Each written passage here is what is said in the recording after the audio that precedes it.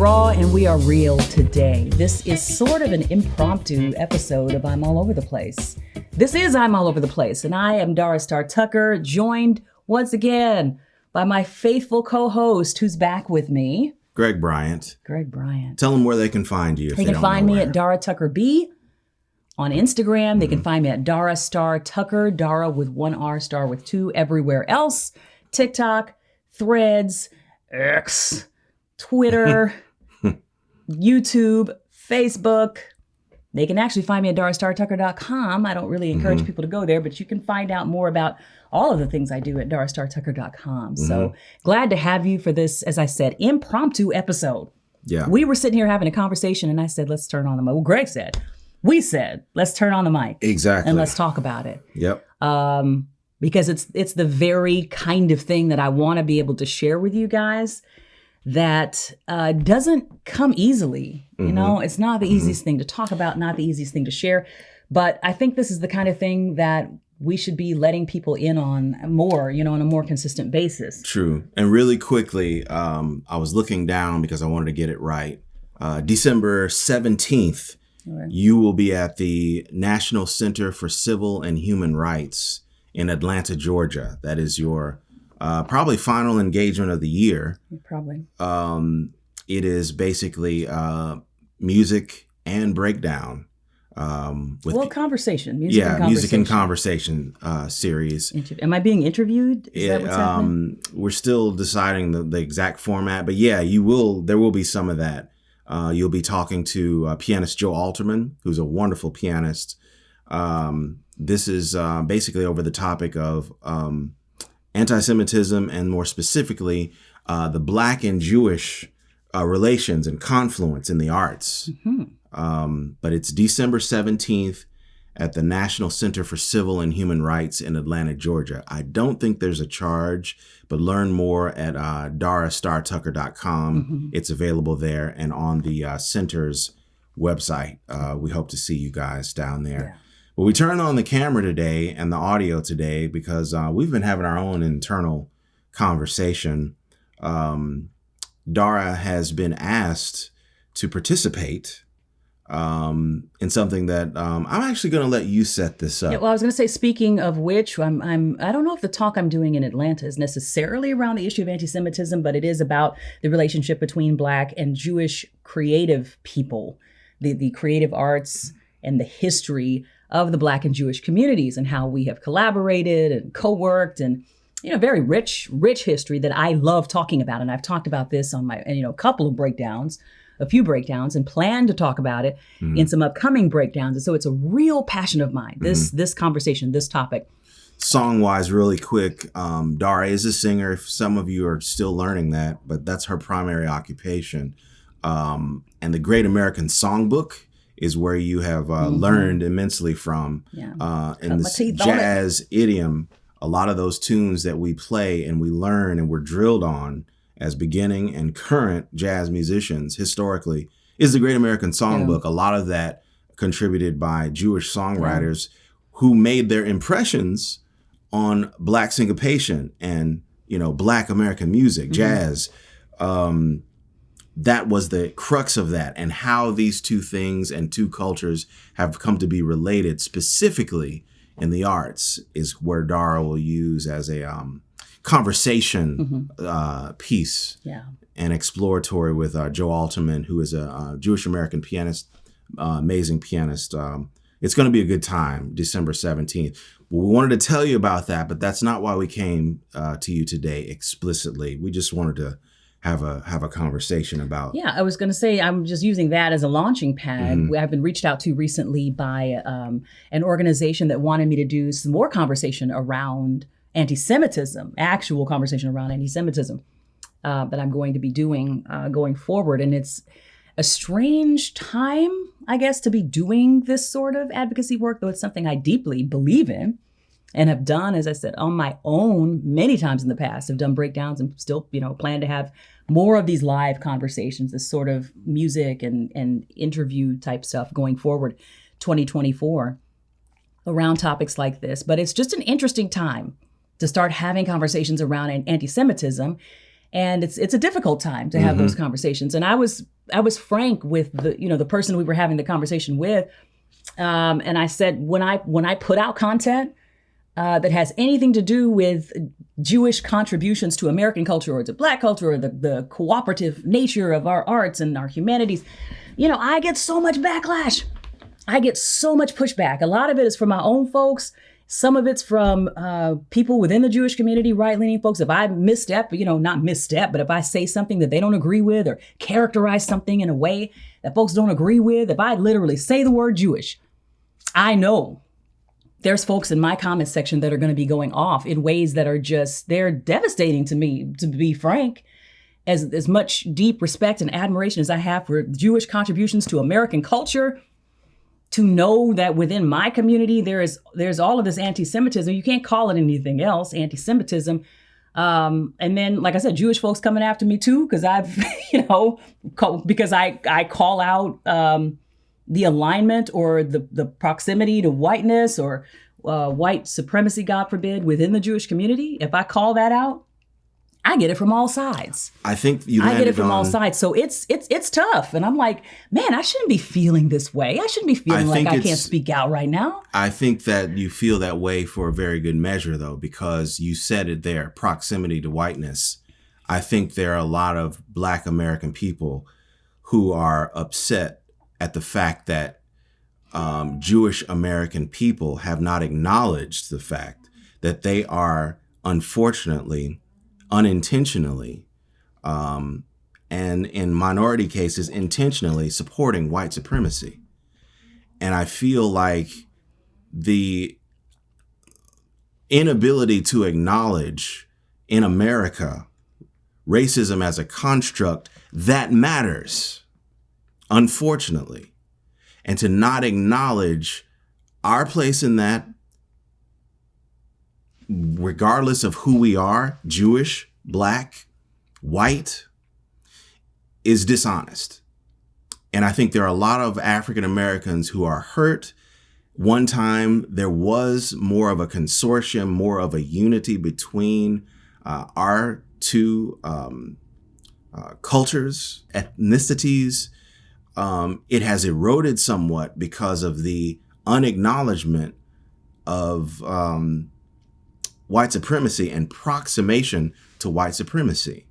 I think that is a crucial element at why people who don't know how to explain their true feelings and just feel hurt or disappointed or angry is because of that. Through time, through the 60s, 70s, 80s, it is very much easy for a Jewish person to affirm whiteness. We never have that issue. The color of our skin makes us ineligible in most cases. So that is why that most African Americans are upset at the deterioration of Jewish and Black relations, is because white supremacy is real. Now, at the same time, there are members of the Jewish community that wholeheartedly denounce white supremacy and are willing to separate themselves as much as possible from that torturous cloak.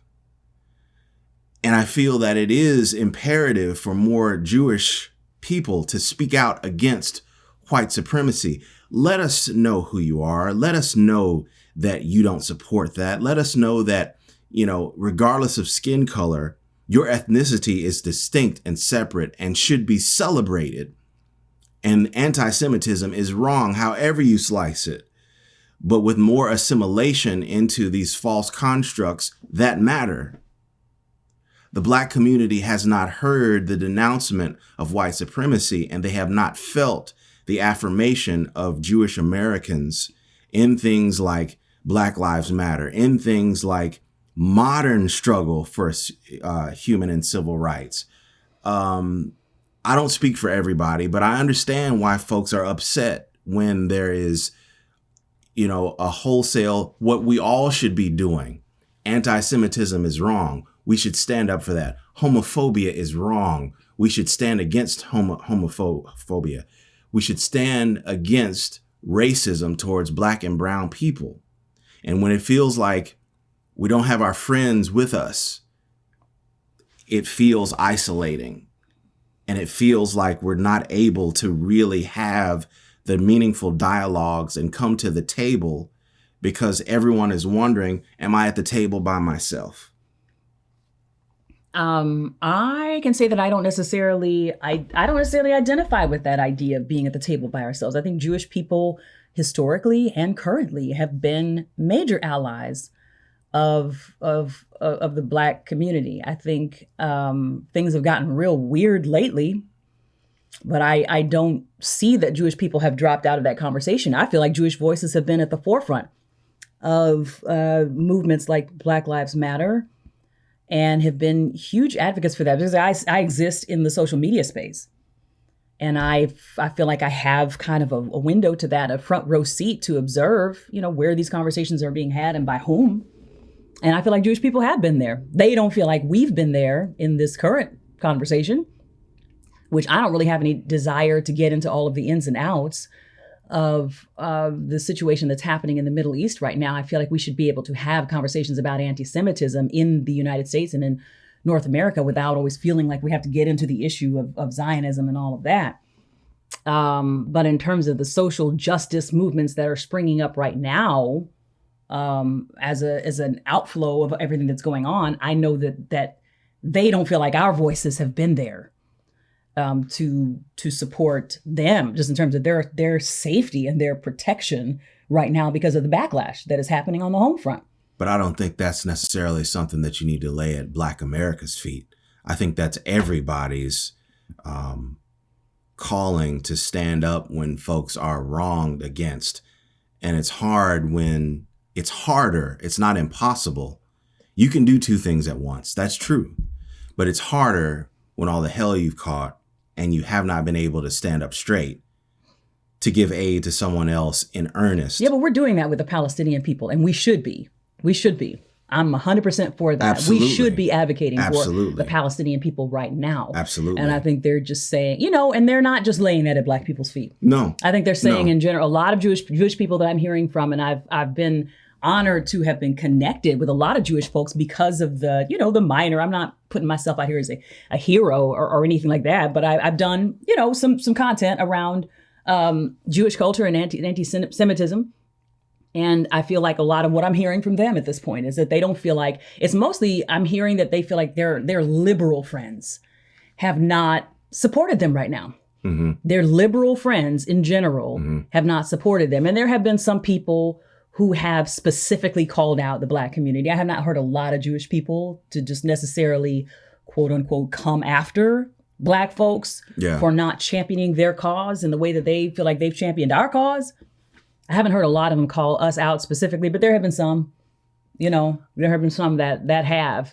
And it's like, I can't blame anybody, honestly, for just keeping their mouth shut right now. Exactly. That's how I feel. Exactly. I can't blame anyone because I've seen people put out content that has been literally just the most, just peaceable. I just want everyone to just survive. Civilians should not be killed. We should not be hurting each other. We should be loving each other, literally.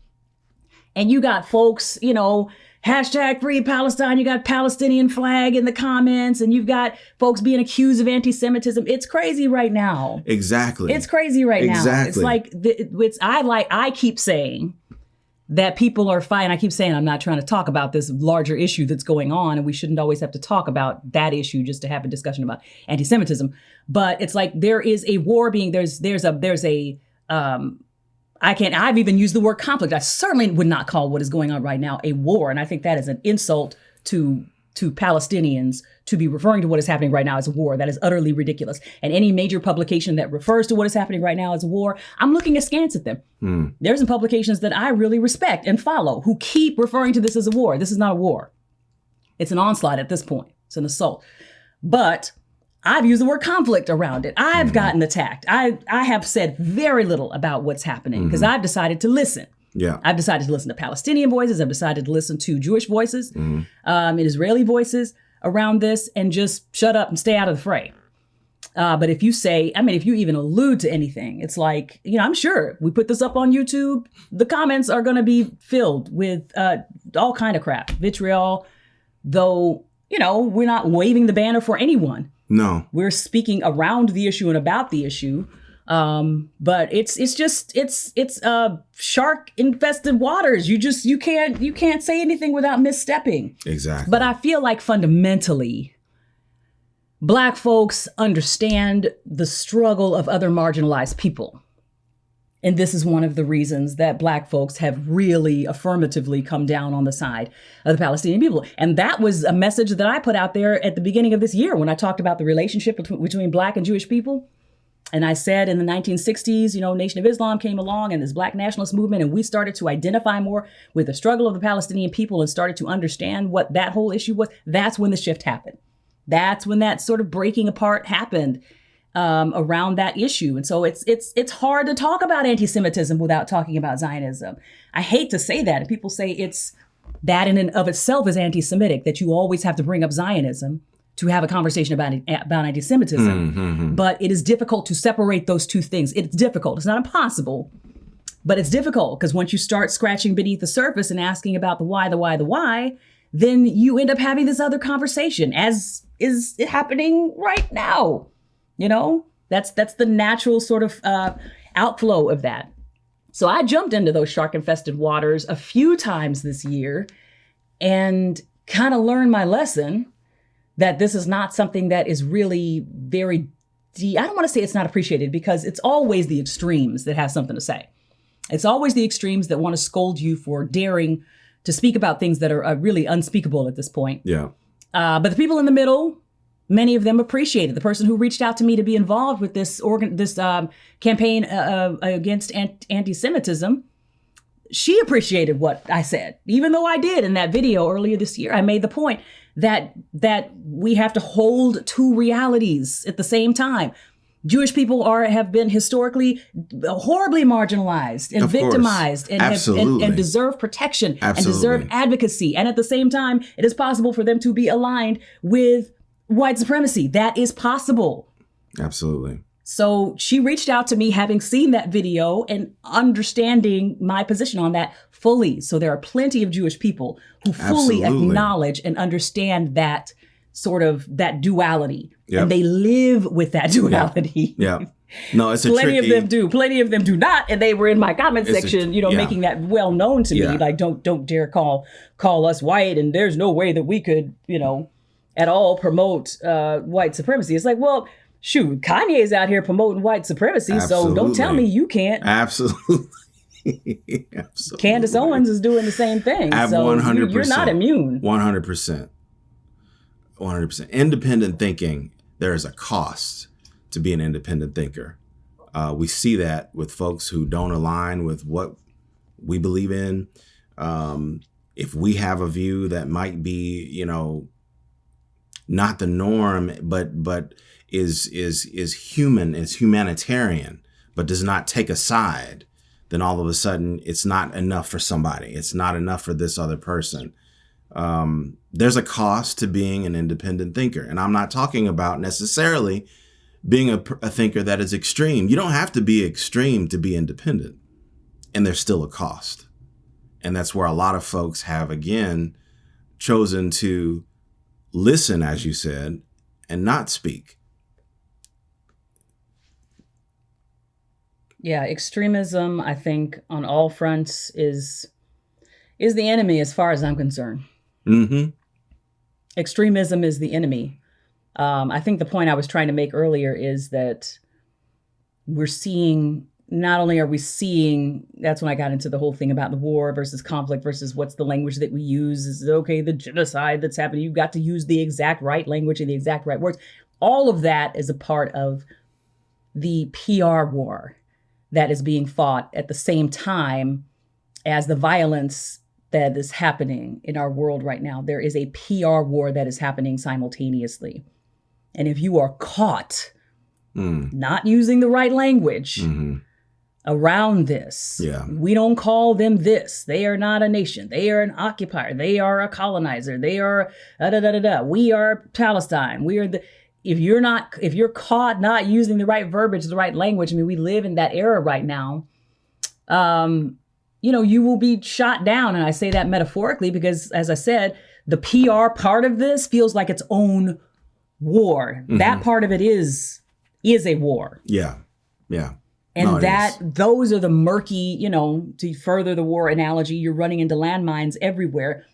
That part of it is the scary part for us who are not involved in any actual violence that's happening, but still on the home front here, even trying to have conversations around it.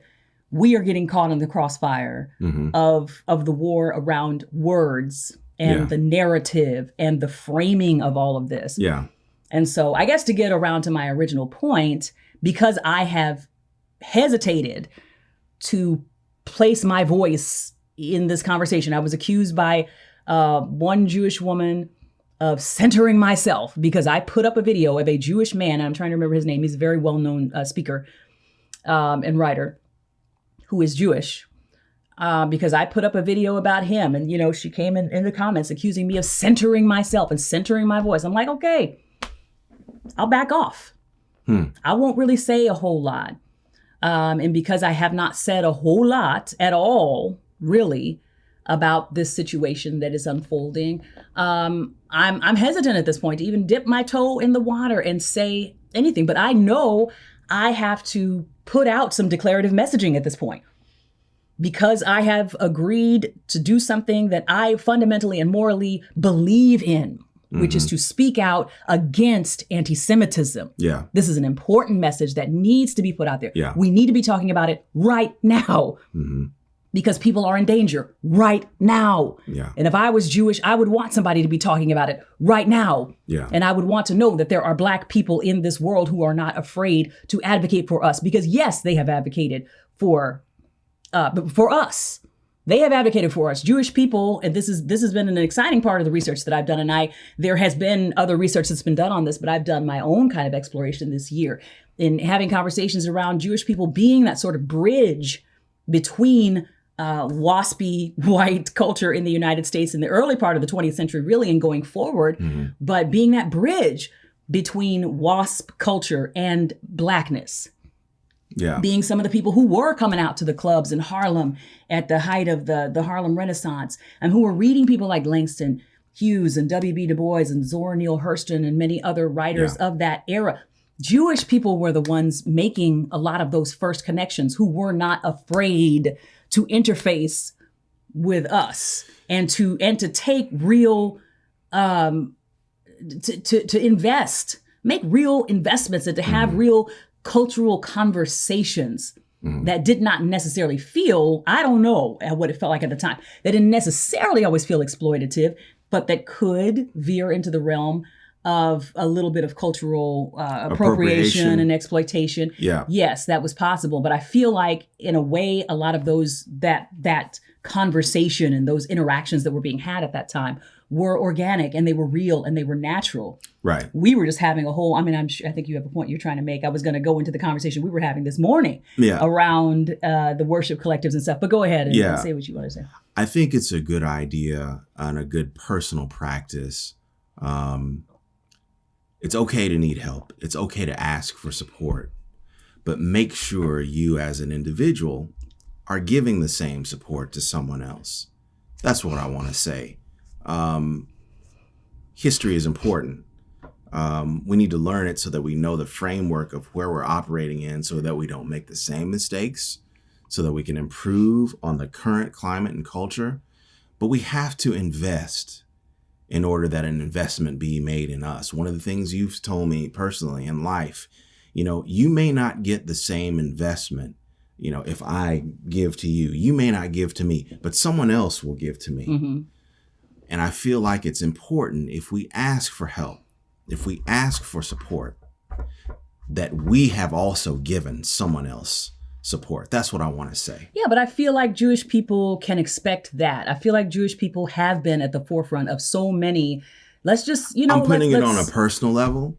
I'm not saying that historically this hasn't happened, that it doesn't happen in the present. It still happens in the present time. But I've seen a lot of social media creators asking for help and criticizing folks for not helping. And I'm just wondering in my own mind, what have they done? What have they done? Personally, one-on-one, what have they done? It gets really uncomfortable when you're the target of everyone's ire We know what that's like. They know what that's like. But on a personal level, can you make a deposit out of the bank when you haven't given some kind of deposit yourself? That's true. It's a question that we should all be considering. And it's an interesting point that you bring up, that like the investment that you make in someone else, like you said, okay, I came along and I helped Greg at a time when he really needed it. Okay, now I'm in the place of need. Where is Greg? Where is Greg for me? I was there for him. Well, it ain't necessarily, this is the point that I make to you with you all the time. Yeah. It's not necessarily going to come from Greg. Yeah. The help that you need, but it's going to come from somebody. The hand up that you need may not necessarily come from the person to whom you gave the help, the hand, the hand But up you- or hand up. But You have to trust that it's coming. There is, I guess, in the grander scheme of things, if you believe in sort of the karmic effects, spiritual impact, you have to believe that help is accessible and is available to you. And I'm not meaning to over spiritualize it necessarily, but I think it is a fundamental principle of investment and of giving, is that, me coming from the Christian faith, there is a scripture that says, "Give and it shall be given unto you, good measure, pressed down, shaken together, running over. It will come back to you that much more." Does it necessarily mean that it comes from the same place that you gave? Not necessarily. I could have given to a homeless person who Is is he gonna deeply give it back- who is back to deeply you? in need, and that gift came from my heart, and I've made investment after investment after investment in this homeless shelter. Does that mean necessarily that I'm expecting that homeless shelter, if I'm in need, to come back and say, "All right, here's your return on your investment"? Mm-hmm. No, you're not necessarily going to get that direct return on investment, because that is not necessarily how giving works. Mm-hmm. And I've, like I said, I'm speaking from the perspective of the very, word of faith was the kind of sect that I grew up in, and it was all about these principles Dara, of giving and receiving, and we were, trained up in this mindset of like, give, and we saw people in our services giving back, and it was rarely from the person to whom whatever was given. Very rarely did it come straight back from that person. There was always someone else who would come in and maybe have no idea of the history of giving that this person had engaged in, and here they were, blessing this person's life. So I think this idea that we've been here for you. Why aren't you here for us? We're not seeing this come from you. It's like sometimes you're asking Black people to give from an empty well, first of all. Mm-hmm. A lot of Black folks are Don't have depleted. it to give. First of all, a lot of Black folks, and I'm not speaking for myself, because this is another conversation we were having beforehand. Yeah. It's like I consider myself to be in a position of relative privilege when it comes to having these conversations. I have not been beat down so hard in life, and I don't think Greg has been beat down so hard in life, that we have nothing to give. Mm-hmm. I can sit and have a conversation like this through a podcast because I have something to give. Mm-hmm. So stop trying to pull water out of a rock. Stop expecting people to give something to you that they don't even have to give. Mm-hmm. But I know for the Black folks that I've seen speaking out on this issue of, this larger conflict that's happening, we do recognize when a group of people has been oppressed. Pushed aside, kicked down, marginalized, there is in a systemic way. Yeah, there's a certain amount of affinity that we immediately recognize. Yeah. When we see that. So that's the reason. Exactly. That's the reason. And I think, as the larger point, again, that I made in that original video that I did at the beginning of this year, what happened to relations between Black and Jewish people? And I may play that in this podcast. I may not, or I may just repost that in the podcast as its own episode. I think I'll probably do that. Yeah. But, the larger conversation is, well, yes, there was a period of time where we looked at the Jewish community.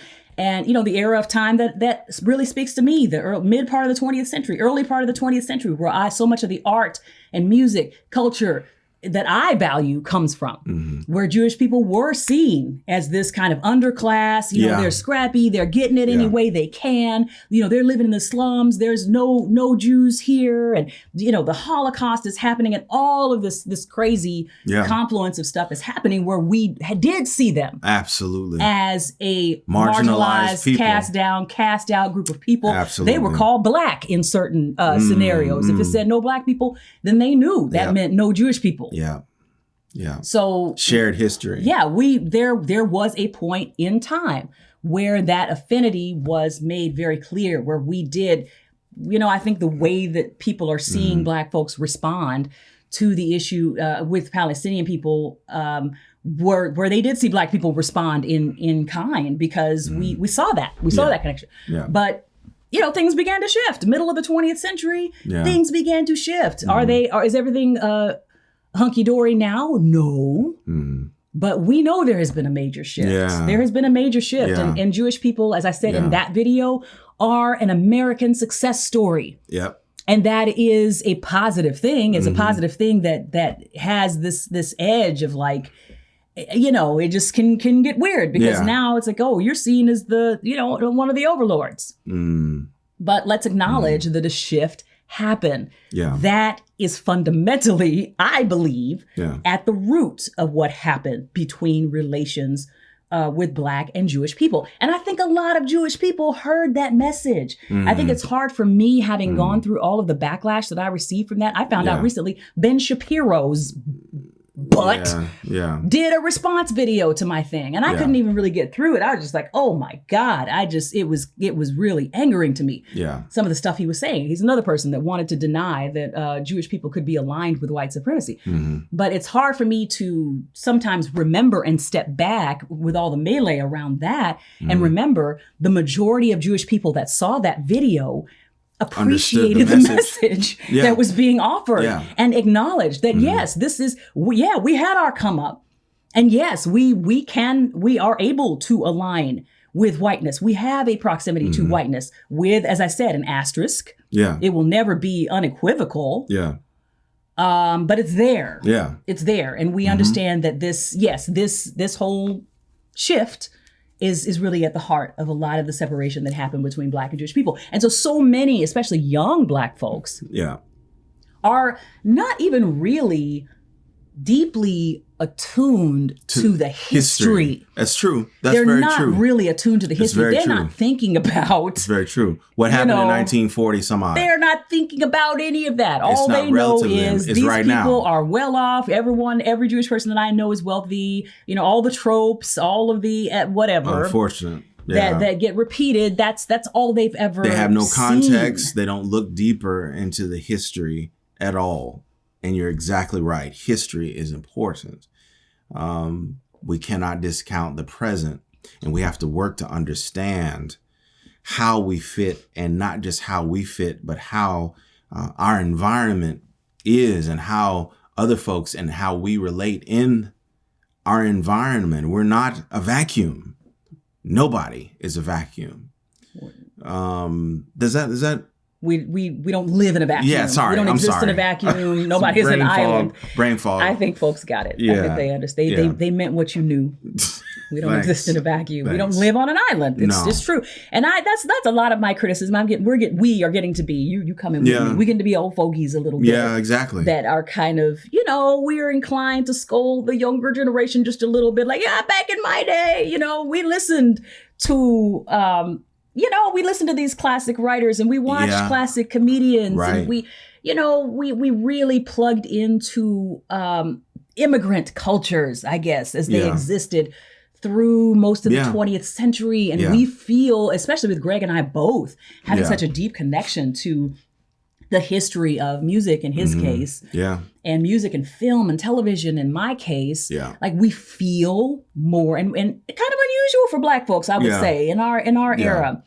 Gen X, I guess, vaguely. Gen, you're more of like a Gen mom. I'm almost millennial, but it's kind of unusual for people, Black folks in our era, to feel such a connection to, the culture, the entertainment, history from the middle to early part of the 20th century. Exactly. Which gives, I think both of us, I think me more so, I feel a little more connected to that. I understand guess you feel connected to it in your own way. I do. Just a different kind of art and things that you absorbed, and you have your own history with all of this. Absolutely. But, I guess I should speak from a personal point of view. It is an unusual thing for a Black person of my age to feel such a connection to the art and entertainment and culture from the middle to the early part of the 20th century. And that is what I think allows me to sort of step back and take a look at this from a slightly different, a very different perspective than I feel like a lot of Black folks do. Yeah. A lot of us came into consciousness, at least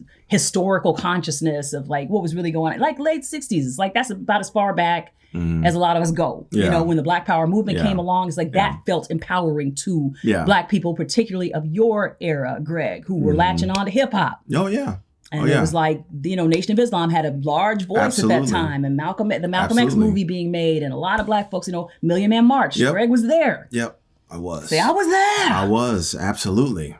You know? Absolutely. So a lot of that messaging around the struggle of the Palestinians and, you know, the shifting dynamic, that's where a lot of our generation and forward has plugged in. Absolutely. So, which is what makes it more complicated for me to stand where I stand. But honestly, I have to, as I like to repeat my mantra in all things, is I have to, first of all, learn to disappoint the right people. I have to wake up every day and acknowledge that there are people who saw my piece on Eric Monte, where I, you know, unfortunately mentioned, I was trying to, you know, weave this tale of like, you know, these cultures interacting. And I said that Norman Lear was Jewish. And oh my God. That just sent some folks on a tangent. The vitriol. And they were ready to just pounce. And I'm like, oh, dear God in heaven. Which is really at the heart of a lot of the advocacy work that I feel like I have started to do this year, is when I saw that video spark as many negative and anti-Semitic comments. Well, there were some Jewish people that popped up. There were some Jewish people that popped up and said, well, why did you have to point out that he was Jewish? Like, I pointed out that he was Jewish to lay out the contrast between who Norman Lear was and how he grew up in Hartford, Connecticut. And how that story was told. Somebody Black was writing that story. All of these shows that he became known for, other than All in the Family was his family.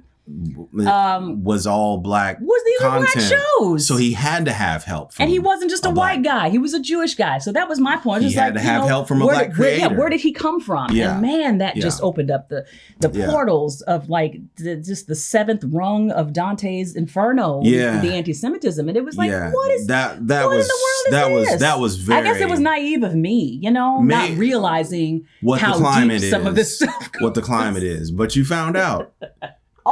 You found out. You know? Yeah, it's kind of sad, but that was really the start of all of this. Yeah, I understand. Yeah, it's ignorance in any kind against anybody. I'm not down. I'm not down with hatred. I'm not down. Neither is Dara with castigating somebody for their ethnicity or their race or what have you. But it's important to understand history. It's important to understand, you know, what we as individuals have done to help promote not only our own causes, but the causes of others who may be facing similar maladies. It's a personal question. And when we take it into what are you going to do? What am I going to do? Some of this grouping stuff starts to go away when we can say that we have contributed to our liberation and somebody else's liberation, and stop pointing the fingers about who hasn't done what. Yeah, I think, I don't know.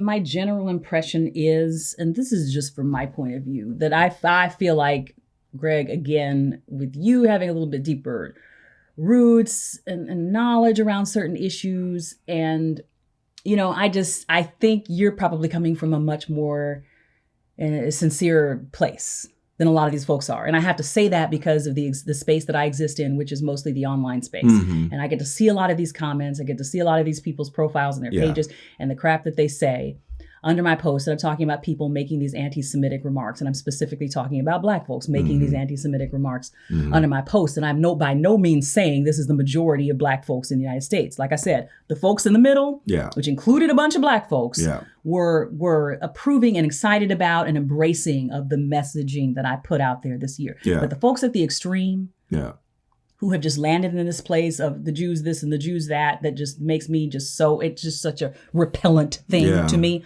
I don't think that they're necessarily coming from this sincere place of like, you know, well, we just want to see Jewish people acknowledge, you know, extremism is their real. Alignment with whiteness. It's like, well, then all you have to just say is, white folks, blah, blah, blah, blah, blah. There is no reason that you need to particularly single out Jewish people someone's ethnicity for their actions against you if they are anti-Black or whatever. It's just they are white and they are behaving in this way. Mm-hmm. You don't even have to point out the Jews. Well, they did this with slavery and they were part of the slave trade. Okay, well, Christians were a part of the slave trade too. Sure were. So why are we singling Jewish people out? And some of these statistics that are cited are just plain false. They are wrong. Yeah. But you cannot have conversations with these people. So again, we're going back to this issue of extremism. Yeah. You know, these extreme people that are absolutely just determined to see the downfall of a particular group of people because they have been indoctrinated and conditioned into this anti-Semitic stuff. I don't think there's a whole lot that Jewish people can do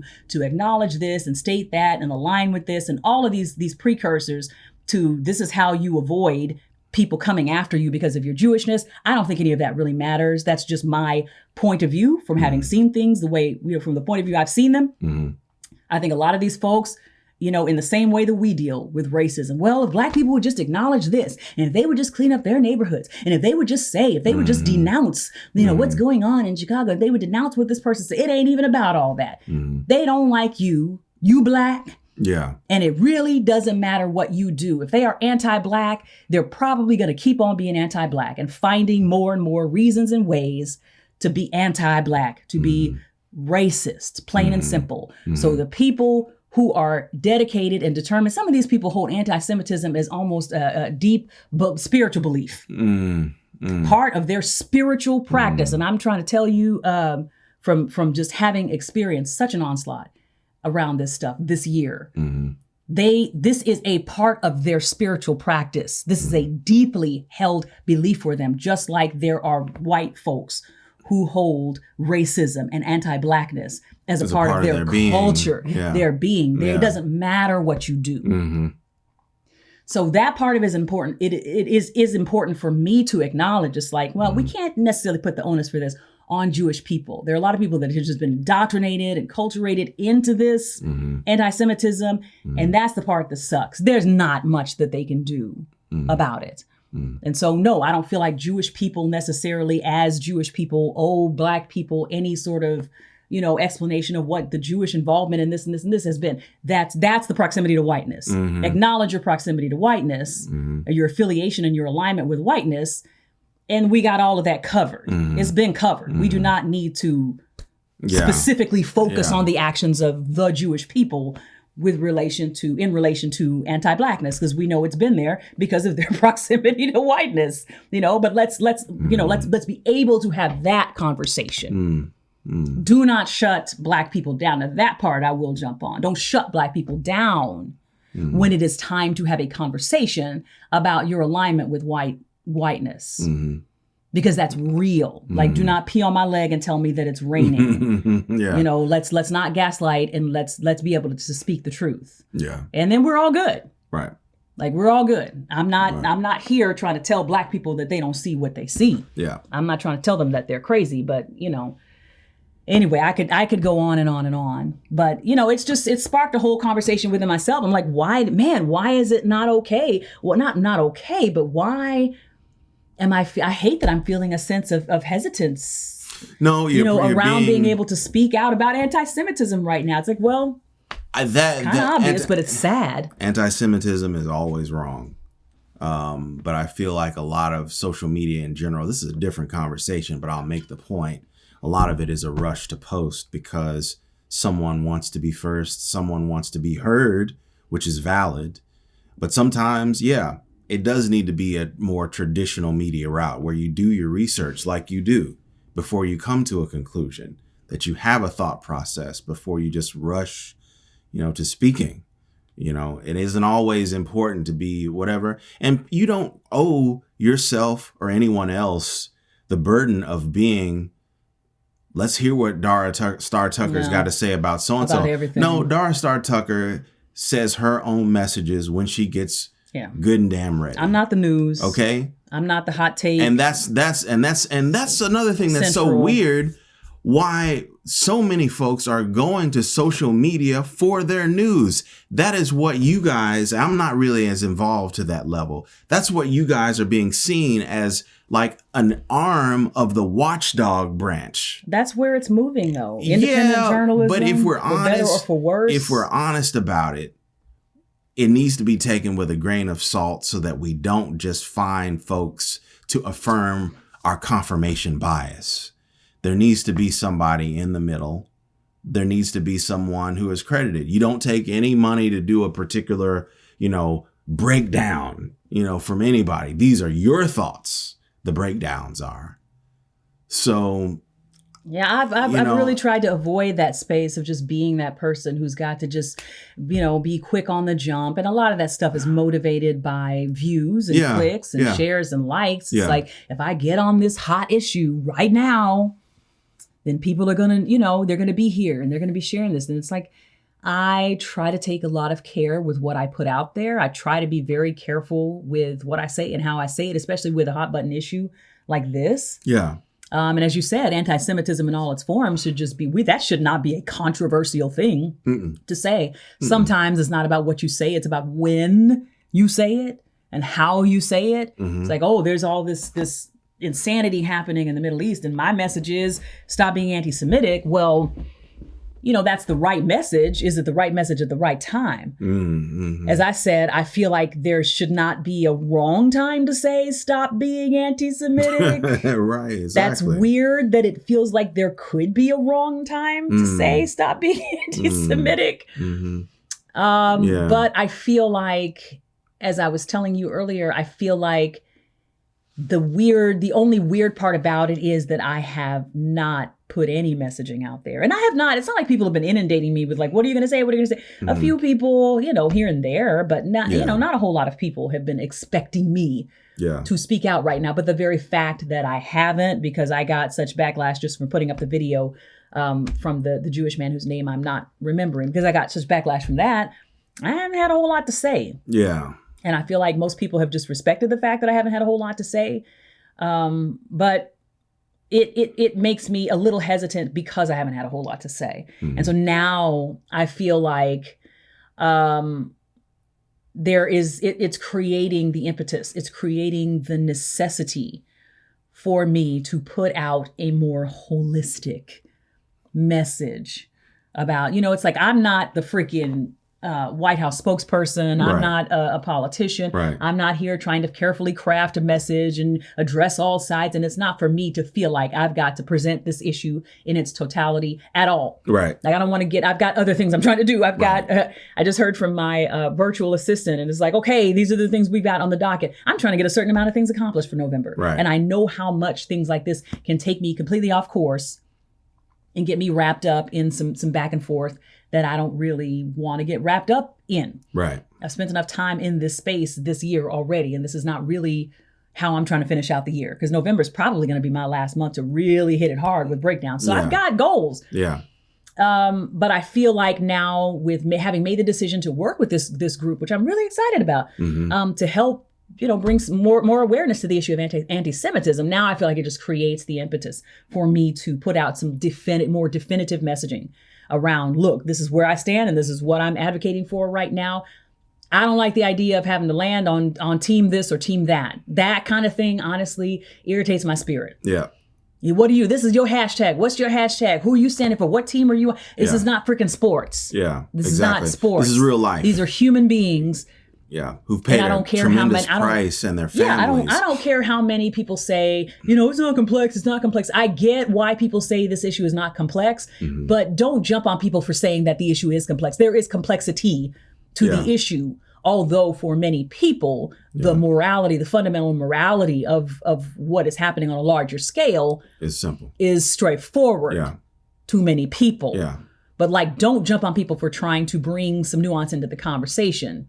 I'm not ready to throw myself into that complete fray. And I'm like, man, if I put out a video, which I'm going to have to, I'm tempted to just turn off comments. Not that it won't stop people from jumping to other videos, which is what they do if I, on the rare occasions I do turn off comments. But it just, it's like, I don't want a deviation. I don't want a distraction from what my actual goals are. Right now. Which again, you have to really weigh in the balance, do this and move on and just go back to what you were doing and not get sidetracked by, comments and, vitriol and extremism. Because those are the real people that comment anyways, people who have an extreme reaction to whatever it is. Well, there's a lot of extreme point of views out there right now. I mean, I don't know. We're a month into all of this stuff. And I'm just like, I don't know if it's so-called cooling off at all now. I don't know if it is. Yeah. I don't know if it should. So. Yeah. I don't know if it should. I mean, as long as this onslaught is still happening, it's probably going to still be a very much a hot button issue. Yeah. I hate that I can't advocate for a group of people who are being, horribly victimized right now. Yeah. I hate that I feel like I have to pull back in any way from saying this is wrong. Yeah. Yeah. That's awful to me. And that's like, man, am I selling my soul? Am I selling out because I'm hesitant to say anything about anybody? I almost think for one of the first times in my lifetime that the true message is in the middle. Yeah, it's weird. And I think in general, like someone you said accused you of earlier, it's a simple issue. It's not a complicated. No. It may not, I'm just going back with what you were saying, but this is a new era. This is really a new era where it's like, you know what? Yeah, maybe there have been some stuff in the past, when we were children and we didn't know, but as adults, clearly the answer is somewhere in the median. Clearly. Even though there is a very, very clear power dynamic at play. Absolutely. Again, we understand that as Black people. It's like, no, we're not equivocating about the power differential that is happening. But we understand that the solutions are not simple. There is not a simple solution that is going to come from this. Exactly. Otherwise, it would have already happened. Exactly. It would have already happened. Yeah. So, we understand America is a superpower. The United States is a superpower that is enabling and funding this horrible militaristic domination of a marginalized group of people, and is potentially furthering the genocide of a victimized people. We understand that on a very, very, very deep level. Yeah.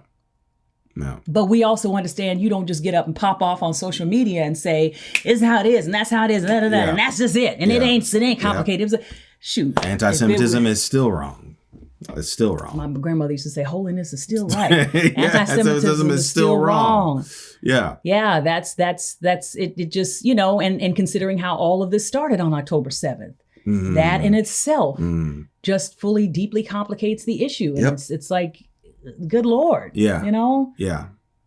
Exactly. We can't minimize their pain. And I feel like in the social media space, there have been some mutuals and some fellow creators of mine who I have just deeply disagreed with on some of these issues, because they do want to paint it as just a one color issue and a one-sided issue. And, if you are for issues of liberation, then you just stand here and it's just like this and that's all it is and that's all there is. And, from the river to the sea and all of this stuff. I'm like, well, careful where you stand. Let's be careful. Careful with that. Let's be careful. Yeah. We can advocate for what we're advocating for without advocating for something else. Yeah. Without advocating for something that is also very dangerous. Yeah. So not an easy message to relay. Do I try to plan to relay all of that in a social media video? No, I don't. Because there are enough voices speaking out about this right now. But I've got to put out something that's declarative. I've got to make my presence known. And I'll figure out how to wade through it. That's all I can do. That's it. But I'm glad to be advocating for the Jewish people. I will say that, without reservation. I am glad to be a voice, particularly a Black voice, that is advocating for the Jewish people, because they have, they have done so much. I mean, just with my background being what it is, I don't know how much I've really talked about, like being homeschooled, being raised in this very religious environment where our father was taking us out of school if he didn't want us in public school. And if they couldn't afford to put us in private school, then they would homeschool us for, a stretch of time, a few years or whatever. And so the media and a lot of the culture subsequently that I took in, and I was tuning in to the low end of the dial and just listening to big band music and standards and sneaking away. And I wasn't allowed to listen to any of this stuff when in a kind of fundamentalist home. Yeah. But I was discovering this stuff for myself, and I was discovering, the Dick Van Dyke Show, that was headed up by Carl Reiner, who is himself Jewish. And I was discovering music by George Gershwin and Harold Arlen and Irving Berlin. And I could just go on and on and on and on. I mean, it just, most of the culture that I took in that wasn't Black was Jewish. Yeah. And I didn't necessarily know it at the time, but it's like, it sort of became clear over time where all of this was coming from. It was just like, oh, okay, that person's Jewish. Oh, that thing is Jewish. Barbara Streisand is Jewish. Stephen Sondheim is Jewish. And, so many more people. Bette Midler is Jewish. And Barry Manilow, oh, he's Jewish. And like, wow, why do all these people have this in common? This is interesting. And then I started to get to the point where I started to deeply research and investigate their culture. And it just has always been a point of connection for me. Once I realized how influential and impactful they had been on me, their culture was an escape for me. It was an escape from something that was very restrictive, and very just smothering to me. And I've since learned, in terms of the Black church and Black music, and just to embrace my culture, even having deconstructed from the faith, quite a bit. But I've since learned to embrace that much more, and sort of combine these two influences. Not that those were the only two influences in my life, but they were the primary influences in my life. And I feel like embracing all of that in its fullness has represented a lot of my specific creative voice. Yeah. Yeah. So I embrace Jewish culture. I embrace the Jewish people, and I'm just appreciative to them for the influence and the impact that they've had on my life. I keep going back to the Dick Van Dyke Show, but that show saved me. It just gave me a world to immerse myself in that was so different from where I came from. Yeah. It was so different, and it gave me hope that my life could be different, and that I could reach for something that was outside of where I was, that was just so suffocating and so confining. Yeah. And I'm not speaking of Blackness in and of itself. I'm speaking of the church, the fundamentalist church world that I came from, and that world that I grew up in, that isolated, the isolation. Yeah, exactly. That I was experiencing. So no, I don't mean it saved me from Blackness. I mean, it saved me from the life that I was living. No, I understand. And so I'm appreciative just on a fundamental level, and I'm glad to be able to make investments and to give back. As I said, there's because there have been so many investments made into me from my own people, my own family, my own religious circle, and all of these things. I'm picking up the pieces of all of these kind of disparate actions and making that into something. I have some place to give back from. I think that's so. If you don't feel like Black people are giving back to Jewish people in the way that has been given to them, is because they don't have it to give. Trust and believe when I say. If they're not giving it, they have either not been taught to give from a specific place, or they don't have the wherewithal in some way. That facility and those resources are not there. I have the resources. They are there. And I'm glad to be existing in the space that I exist in, where I can stand flat-footed in front of a Jewish person, or presenting as I am in Atlanta to the Jewish community. I don't know if it'll just mostly be Jewish people there. Anyone's in, but to be presenting in that space of saying, well, we love the Jewish culture. We embrace this community and this fellowship, and this is a good thing. This is a positive thing. And let's continue to focus on the positive aspects of this relationship going forward. Because in the way some people would portray it, it's been all negative. It's been exploitation. That's not true. That is not the only story. Let's not let that be the only story that is being told. Yes, there has been exploitation, but there has also been cooperation.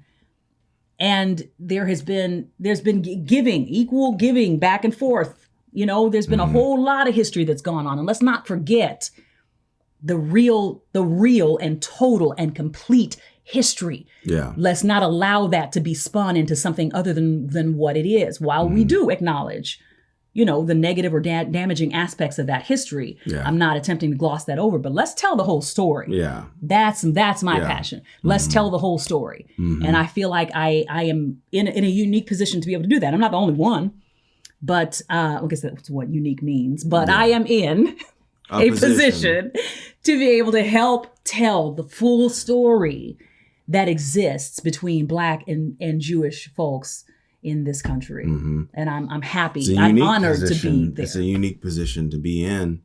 And I think that's a good place of summary for now. Yes. This ain't gonna be one where you just land. We just need to land the plane, and that's probably the best place to land. There's so much more to be said, but this is probably all that can be said or needs to be said at this point. I really appreciate those of you who want to participate in this conversation and who are open to participating in this conversation. And I'll say particularly if you are a Black person who is able to absorb a conversation like this. Like, I'm so in awe of Black folks who are willing to sit with conversations like this because they can be really uncomfortable. Yeah. And there can be so many factions and elements and factors that are drawing you into more extremist conversations. And, those of us who are looking for a place of grounding and for a place of truth where it relates to many things, we have to continue to reach out for those sort of anchors. Like, okay, this is my grounding. Here's truth. Here's reality. Here's the complexity. Here's the history. Here's all, that's got to be a desire from within you, because you can easily be carried off into a really weird place. And like I said, I see that with my online interactions all the time. It's like, man, how'd you land over there? How did you get over there? You just went with the wind. You just let it carry you off. So those of us who desire to be grounded in truth and reality and have real difficult conversations about complex things, Jewish people who desire to land in a place of truth and reality and have difficult conversations about complex things. Thank you all for coming along with us as we walk this out, because none of us have the complete picture. None of us have all of the answers. And hopefully there are enough of us. We have to believe that there are enough of us who are not leaning into extremism and who are comfortable with that in-between place. And it's not about fence sitting, and it's not about both sidesism, but it is about acknowledging that a lot of the truth exists in the middle. A lot of it exists in the nuances. And we cannot be, if folks are trying to turn the word nuance into a dirty word, and we cannot let them. So those of you who are interested in the nuances and who are willing to come along on this journey with me, I appreciate you. You are my people. You are my people. And I'm glad to have found you. Tell them where they can find you again online. They can find me at Dara Tucker B on Instagram. They can find me at Dara Star Tucker, Dara with 1 R, Star with 2, everywhere else. Well, it's definitely. This is I'm All Over the Place, the podcast. Greg Bryant here with Dara Star Tucker. Thank you for joining us, and we will see you next time. Thank you.